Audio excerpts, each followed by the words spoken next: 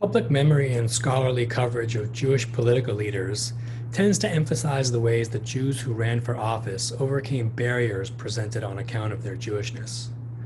Often biographic and frequently hagiographic, these accomplishment narratives laud the breaking of barriers to power and see Jewish ascent to political leadership as evidence either of progressive Jewish enfranchisement or of the Whiggish, if halting, expansion of American tolerance and pluralism, sometimes both.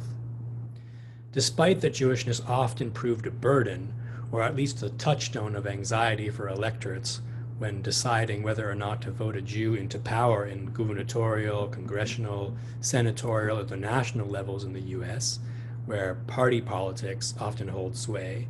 the fact of Jews holding political positions of high office is often just taken as evidence of Jewish adaptability and the American electorate's ultimate acceptance of Jewish difference. Yet I think it's understood that the Jewishness of Jewish candidates, like other non-Protestant religious outsiders, and like other non-white ethnic outsiders, was, at least in certain times and certain places, the source of, let's say, electoral resistance. Rare is the scholarly work that focuses on those who have failed to overcome this prejudice obstacle. Well, just when and why this bias was present and impactful, and when and why it wasn't, should be the subject of careful scrutiny. Well, I'm particularly intrigued about how this process played out at the level of the city, and so the study that I'm just beginning and present to you here examines the archival traces from the campaigns, tenures, and remembered legacies of Jewish mayors, specifically in Canadian municipalities. This research asks after the unique aspects of the mayor's office as a site of power, insofar as outsiders vied for it or held it, about the ways that perceptions of Jewish power shift over time, and the ways that Jewishness did and did not influence how much Jews with political decision-making power over a diverse community actually shape political outcomes for those populations. It aims to characterize when, why, and for whom Jewishness mattered, and when, why, and for whom anti-Jewishness might not have. In French and English-speaking municipalities, in the large cities and small towns, in 8 out of the 10 provinces, even in one of the 2 historic northern territories, now there's 3 of course, over the past 155 years, during which time nearly 50 Jews served as mayor, and perhaps 3 times that many ran to run City Hall but failed. Jewishness seems to have mattered considerably less to electorates than it would have if a Jewish candidate ran to lead a political party for a provincial or unthinkably a federal election. Unlike party leaders, premiers, or prime ministers, mayors were generally not seen as totems voted in to represent the people of the jurisdiction outside the polis. Rather, they were seen more as glorified functionaries. And so while the broad and mostly invisible class and race privilege and normativity most certainly prevailed in the office, this began to change in the latter half of the 20th century as the tenures and public discourse around the highly divisive populist Mayor Rob Ford, Toronto's so-called crack mayor, or Calgary's beloved Naheed Nenshi, the first Muslim mayor of a large city in North America, attest.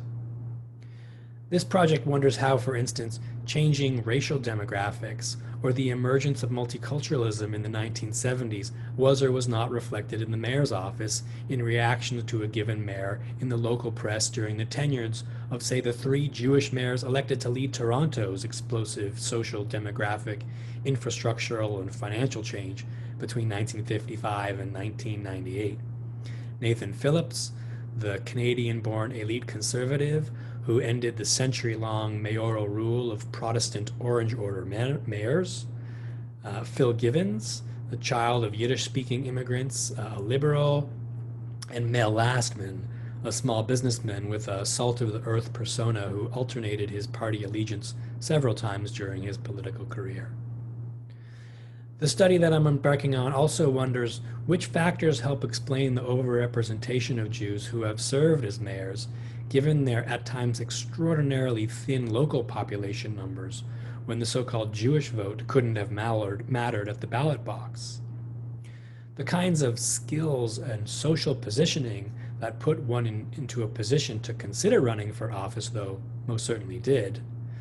The first Jewish mayor in what would become Canada, Lumley Franklin, the son of a wealthy Liverpudlian banker, was elected Victoria's second mayor in 1865, was not alone in his numeracy and administrative competence, developed by clerking, by the specific business networks that boosted local economy like provision supplies, wholesale, and hotels, and well-established credit relations from banking. This Franklin model, if we could call it that, was typical backcloth for late 19th and early 20th century mayoral power, particularly in frontier and boom towns that emerged as the colonial settlement project did.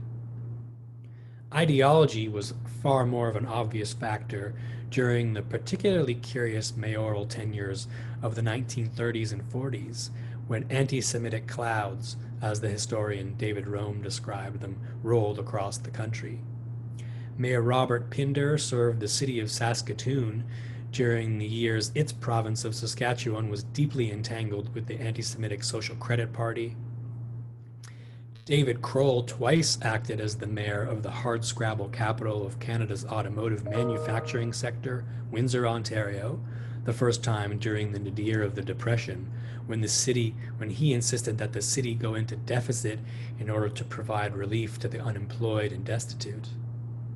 In the late 1940s in Tuxedo, Manitoba, an exclusive suburban municipality of Winnipeg, the conservative mayor David Finkelstein actually enforced a restrictive covenant against Jews, even as nearby Winnipeg's city council included two communist aldermen, both who served for nearly 3 decades continuously, Joseph Zuckin and Jacob Penner, excluding the latter's 2 years of political incarceration. Together, these two communists lost a combined 3 mayoral runs. The most data points in this story, though, appear in the 60s, 70s, and 80s, with immigration liberalization, explicit secularization programs, the rise of anti-American free trade angst, the emergence of state-sponsored capitalism, Quebec's Quiet Revolution, the repatriation and redrafting of the Constitution Act, and the emergence of its Charter of Rights and Freedoms in 1982. Yet interestingly, these national and provincial level developments, elemental though they are in stories that historians tell about Canada, seem not to have impacted the municipal decisions or crises as they played out at the local level, where party affiliation, party machines, and national domestic and foreign policy issues were just not really at play in shaping power. The linkages or lack thereof between regional and federal preoccupations on the one hand and municipal concerns on the other need to be tested, of course. The stuff of local politics, I'm thinking of policing, labor, public schools, utilities, infrastructure, transportation, and housing. These seem to have played out in a plane almost separate from the larger forces, at least during these historically understudied decades of incredible urban growth, expanding diversity, municipal amalgamation and fragmentation, and myriad quirky urban innovations that distinguish one city from the next in such profound ways. A study of Jewish mayors also teaches us something about local Jewish communities, the hopes, expectations, and fears they project onto those of their own who ran for or served as mayor. Did the Jewish mayor take any action that benefited local Jewish interests? And if so, were these decisions noticed or objected to? How did the Jewish experience at the helm of municipal government parallel or diverge from the experiences of Black, Indigenous, and South Asian mayors, or Catholic or Muslim mayors? And finally, what does the relatively low level of discrimination at this level of political power teach us about this particular sphere of political influence, the city, more generally? I'm eager for your questions, for your must-read recommendations, interesting case studies, challenges, and implications you think are worth exploring as I set out on this new research trajectory. Feel free to email me further to further the conversation at Koffman, Koffman, @yorku.ca.